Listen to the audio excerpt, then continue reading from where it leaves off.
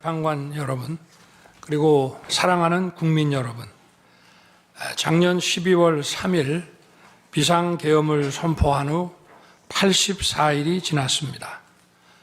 제 삶에서 가장 힘든 날들이었지만 감사와 성찰의 시간이기도 했습니다.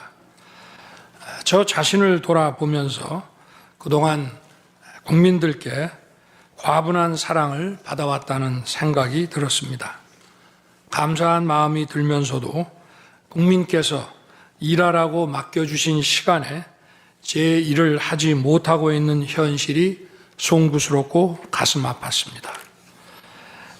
한편으로 많은 국민들께서 여전히 믿어주고 계신 모습에 무거운 책임감도 느꼈습니다. 국민 여러분께 죄송하고 감사하다는 말씀 먼저 드리고 싶습니다. 제가 비상계엄을 선포하고 몇 시간 후 해제했을 때 많은 분들께서 이해를 못하셨습니다. 지금도 어리둥절해 하시는 분들이 있을 겁니다. 계엄이라는 단어에서 연상되는 과거의 부정적 기억도 있을 것입니다. 거대 야당과 내란 공작 세력들은 이런 트라우마를 악용하여 국민을 선동하고 있습니다. 그러나 12.3 비상계엄은 과거의 계엄과는 완전히 다른 것입니다. 무력으로 국민을 억압하는 계엄이 아니라 계엄의 형식을 빌린 대국민 호소입니다. 12.3 비상계엄 선포는 이 나라가 지금 망국적 위기 상황에 처해 있음을 선언하는 것이고, 주권자인 국민들께서 상황을 직시하고 이를 극복하는 데 함께 나서달라는 절박한 호소입니다. 무엇보다 저 자신, 윤석열 개인을 위한 선택은 결코 아니었다는 사실을 분명히 말씀드립니다. 저는 이미 권력의 정점인 대통령 자리에 있습니다. 대통령에게 가장 편하고 쉬운 길은 힘든 일을 굳이 벌이지 않고 사회 여러 세력과 잘 타협하고 모든 사람들에게 듣기 좋은 말을 하면서 임기 5년을 안온하게 보내는 것입니다. 일하겠다는 욕심을 버리면 치열하게 싸울 일도 없고 어려운 선택을 할 일도 없어집니다. 저 개인의 삶만 생각한다면 정치적 반대 세력의 거센 공격을 받을 수 있는 이런 비상계엄을 선택할 이유가 전혀 없습니다. 저는 비상계엄을 결심했을 때 제게 많은 어려움이 닥칠 것을 당연히 예감했습니다. 거대 야당은 제가 독재를 하고 집권 연장을 위해 비상계엄을 했다고 주장합니다. 내란죄를 씌우려는 공작 프레임입니다. 정말 그런 생각이었다면 고작 280명의 실무장도 하지 않은 병력만 투입하도록 했겠습니까? 주말이 아닌 평일에 계엄 선포를 하고 계엄을 선포한 후에 병력을 이동시키도록 했겠습니까? 심판정 증거조사에서 드러난 사실에 의하면 그나마 계엄 해제 요구 결의 이전에 국회에 들어간 병력은 106명에 불과하고 본관에 들어간 병력은 15명입니다. 15명이 유리창을 깨고 들어간 이유도 자신들의 근무 위치가 본관인데 입구를 시민들이 막고 있어서 충돌을 피하기 위해 불 꺼진 창문을 찾아 들어간 것입니다. 또한 국회의 해제 요구 결의가 이루어진 이후에 즉시 모든 병력을 철수했습니다. 투입된 군의 병력이 워낙 소수이다 보니 국회 외곽 경비와 질서 유지는 경찰에 요청했습니다. 경찰은 인근 전장년 집회 대응 경력 300명을 국회 외곽에 보냈습니다. 부상당한 군인들은 있었지만 일반 시민들은 단 한 명의 피해도 없었습니다. 처음부터 저는 국방장관에게 이번 비상계엄의 목적이 대국민 호소용임을 분명히 밝혔습니다. 또한 국회의 계엄 해제 요구가 신속히 뒤따를 것이므로 계엄 상태가 오래가지 않을 것이라고 했습니다. 하지만 그런 내용을 사전에 군 지휘관들에게 그대로 알릴 수는 없었습니다. 그래서 최소한의 병력을 실무장하지 않은 상태로 투입함으로써 스마트 스토어로 월천 번다, 몇 개월이면 충분하다, 이런 영상 진짜 많이 봤는데요. 내가 해보니까 현실적으로 조금 어렵더라고요. 한국은 쇼핑몰 창업이 완전 유행처럼 번져서 경쟁이 면 아무리 조심하고 자제하라고 해도 군중과 충돌하기 쉽습니다. 그런 일이 발생하지 않도록 원천 차단한 것이고 실제 결과도 예상대로였습니다.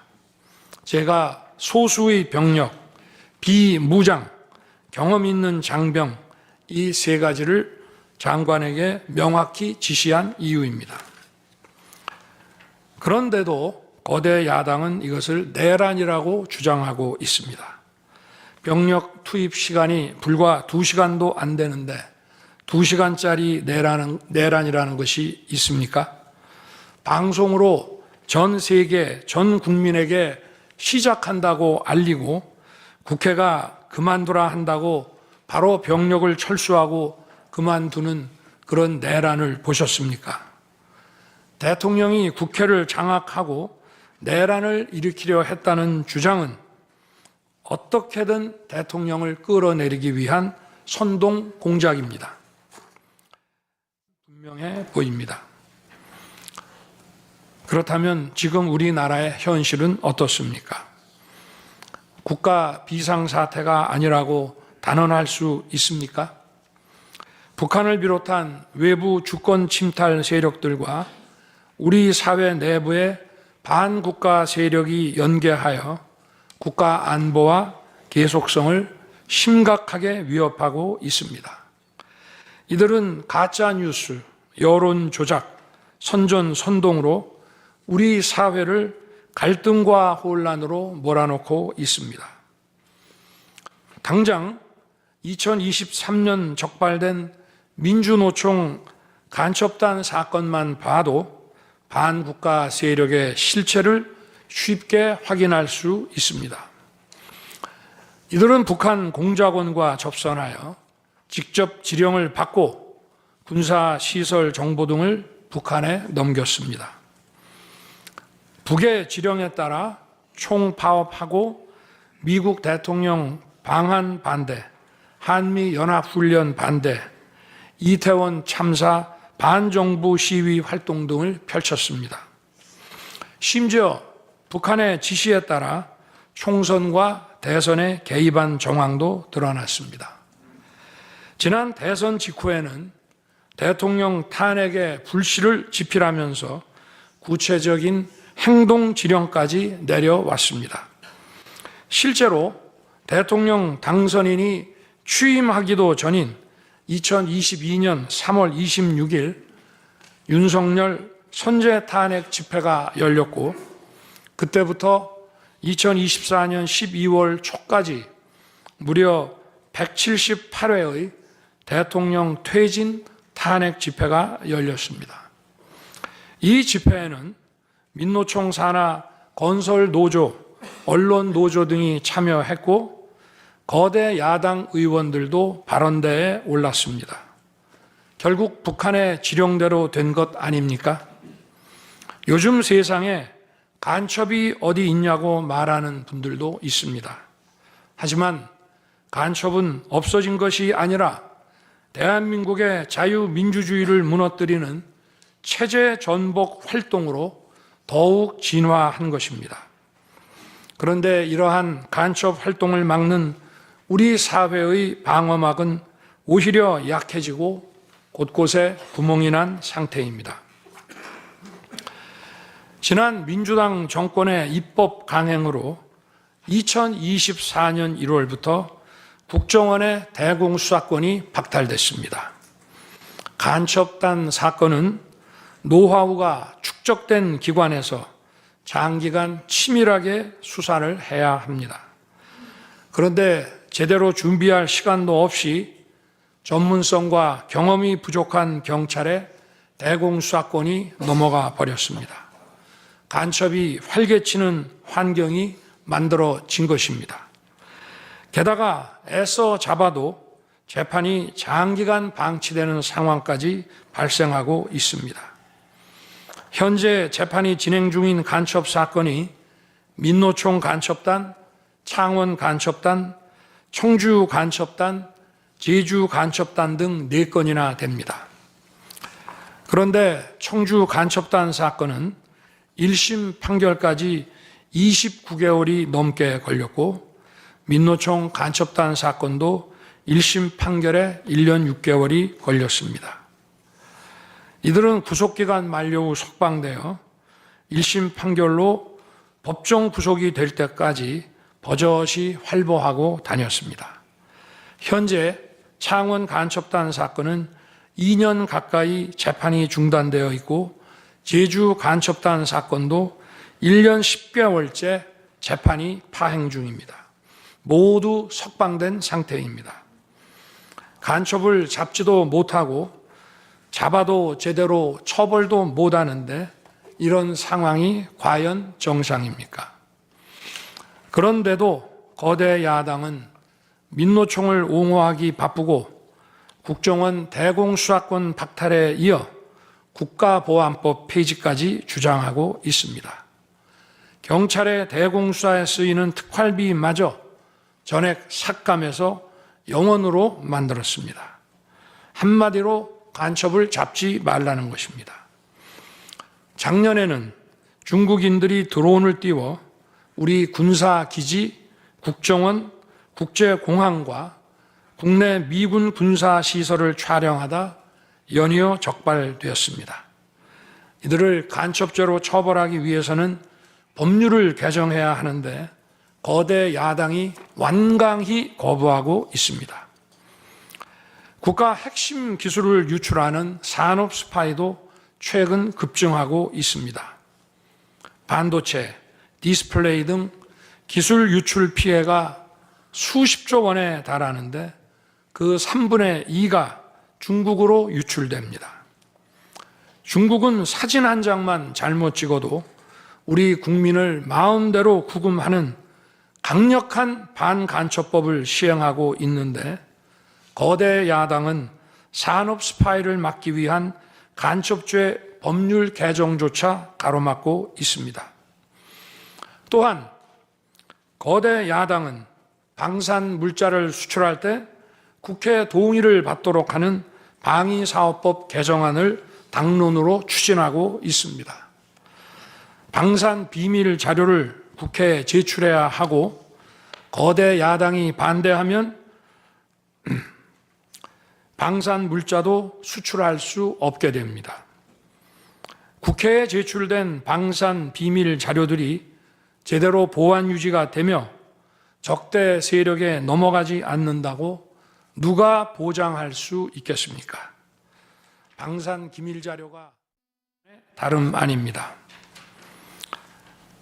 또한 거대 야당은 제가 비상계엄으로 국회의 권능을 마비시키려 했다며 내란몰이를 계속하고 있습니다. 하지만 거대 야당은 제가 대통령에 취임한 이후, 아니 취임하기도 전부터 지금까지 지속적으로 끈질기게 정부의 권능을 마비시켜 왔습니다. 마치 정부를 마비시키는 것이 유일한 목표인 것처럼 국회의 권한을 마구마구 휘둘러 왔습니다. 국회의원과 직원들의 출입도 막지 않았고 국회 의결도 전혀 방해받지 않은 2시간 반짜리 비상계엄과 정부 출범 이후 2년 반 동안 줄 탄핵, 입법 예산 폭거로 정부를 마비시켜온 거대 야당 가운데 어느 쪽이 상대의 권능을 마비시키고 침해한 것입니까? 거대 야당은 국무위원들은 물론이고 방통위원장, 검사, 감사원장에 이르기까지 탄핵하고 또 탄핵했습니다. 탄핵 사유가 되는지 여부는 전혀 중요하지 않았습니다. 심지어 거대 야당 대표를 노려봤다고 장관을 탄핵하기도 했습니다. 일단 탄핵해서 직무를 정지시켜 놓고 정작 헌재 탄핵 심판에서는 탄핵 사유를 마음대로 변경하는 황당한 일도 반복해 왔습니다. 얼마 전 중앙지검장 등 검사들에 대한 탄핵 심판을 재판관 여러분께서 직접 진행하시지 않았습니까? 기자회견장에서 거짓말을 했다는데 실제로는 그 기자회견장에 나오지도 않았고 국정감사에서 허위 증언을 했다는데 정작 국정감사에 출석하지도 않았습니다. 기본적인 탄핵 사유조차 틀렸는데도 일단 직무부터 정지시키고 보는 것입니다. 이것이 과연 정상적인 일입니까? 거대 야당의 공직자 줄 탄핵은 정부 기능을 마비시키는 차원을 넘어 헌정 질서 붕괴로 치닫고 있습니다. 이태원 참사가 발생하자 거대 야당은 연일 진상규명을 외치면서 참사를 정쟁에 이용했습니다. 급기야 행정안전부 장관을 탄핵했습니다. 당시 북한이 민노총 간첩단에게 보낸 지령문에 이런 내용이 있습니다. 이번 특대형 참사를 계기로 사회 내부에 세월호 참사 진상규명 투쟁과 같은 정세 국면을 조성하는 데 중점을 두고 각계각층의 분노를 최대한 분출시켜라.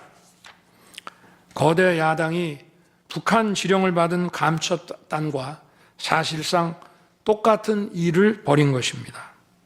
이야말로 사회의 갈등과 혼란을 키우는 선동 탄핵이라 할 것입니다.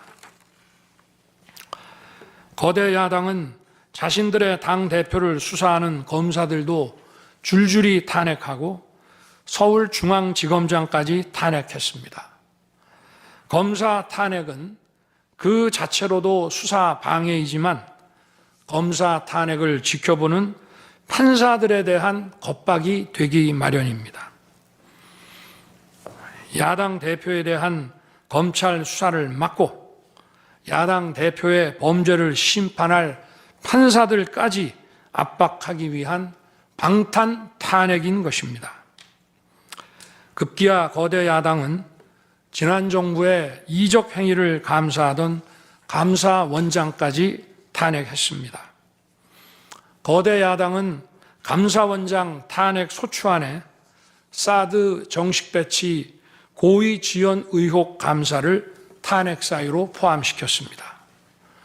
이 사건은 지난 민주당 정부의 안보라인 고위직 인사 4명이 주한 중국 대사관 무관에게 사드 배치 작전명, 작전 일시, 작전 내용 등 국가 기밀 정보를 넘겨준 간첩 사건입니다. 감사원은 이를 적발하고 검찰에 수사 의뢰하는 등 감사 조치를 진행하였는데 이것이 탄핵 사유라는 것입니다. 자신들의 간첩 행위를 무마하기 위한 이적 탄핵이 아닐 수 없습니다. 헌법기관인 감사원장에 대한 무차별 탄핵은 그 자체로도 심각한 헌법 파괴 행위이지만 이적 행위까지 탄핵으로 덮는 것을 보며 이야말로 자유민주주의를 무너뜨리는 망국적 위기 상황이라고 판단한 것입니다.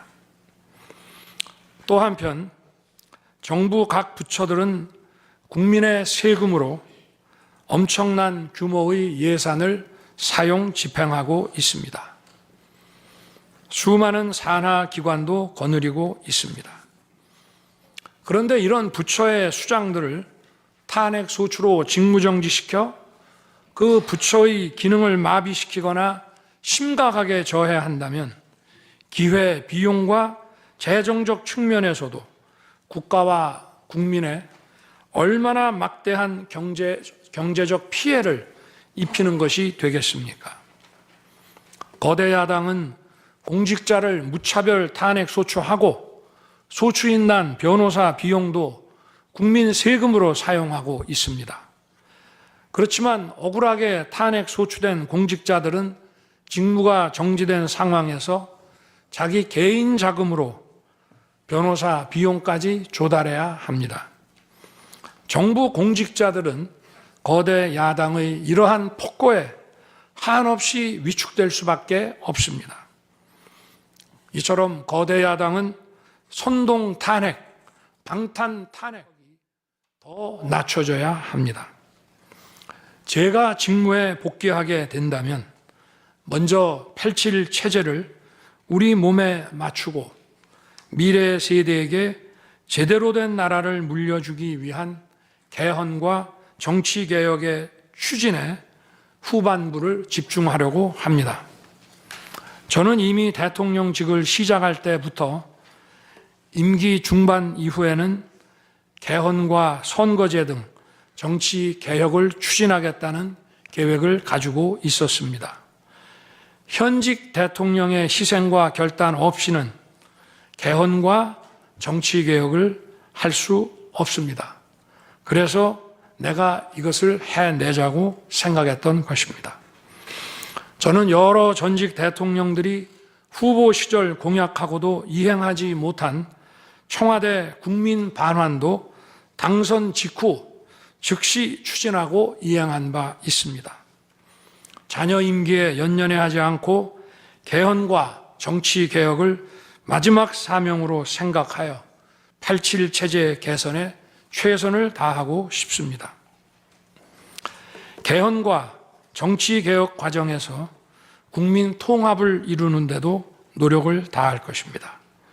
결국 국민 통합은 헌법과 헌법 가치를 통해 이루어지는 만큼 개헌과 정치 개혁이 올바르게 추진된다면 그 과정에서 갈라지고 분열된 국민들이 통합될 것이라고 믿습니다. 그렇게 되면 현행 헌법상 자녀 임기에 연연해야 할 이유가 없고 오히려 제게는 크나큰 영광이라고 생각합니다. 그리고 국정 업무에 대해서는 급변하는 국제 정세와 글로벌 복합 위기 상황을 감안하여 대통령은 대외 관계에 치중하고 국내 문제는 총리에게 대폭 위임할 생각입니다. 우리 경제는 다른 어느 나라보다 대외 의존도가 높습니다. 특히 미 트럼프 행정부 출범 이후 국제 질서의 급변과 글로벌 경제 안보의 불확실성에 크게 영향을 받을 수밖에 없습니다. 지금 우리가 국가 노선을 어떻게 선택하느냐에 따라 이 위기가 기회가 될 수도 있고 돌이킬 수 없는 재앙을 맞을 수도 있습니다. 글로벌 중추 외교 기조로 역대 가장 강력한 한미 동맹을 구축하고 한미일 협력을 이끌어낸 경험으로 대외 관계에서 국익을 지키는 일에 매진하고 싶습니다. 임기 전반기에도 지방시다위원회와 국민통합위원회를 통해 지역별, 세대별, 계층별 통합을 위해 노력해 왔지만 앞으로도 국민을 하나로 묶고 국가 전체 시너지를 올리는 국민 통합에 더욱 노력할 것입니다. 존경하는 헌법재판관 여러분, 먼저 촉박한 일정의 탄핵 심판이었지만 충실한 심리에 애써주신 재판관님들께 깊이 감사드립니다. 이번 심리는 내란 탄핵으로 소추한 후 심판 대상에서 내란을 삭제한 소추단 측이 제시한 쟁점 위주로 이루어지게 됐습니다. 그러다 보니 제가 12.3 비상계엄을 선포한 이유와 그 불가피성에 대해서는 충분히 설명드릴 기회가 부족했다고 생각합니다. 서면으로 성실하게 관련 자료를 제출하였으니 대통령으로서 고뇌의 결단을 한 이유를 깊이 생각해 주시기 바랍니다.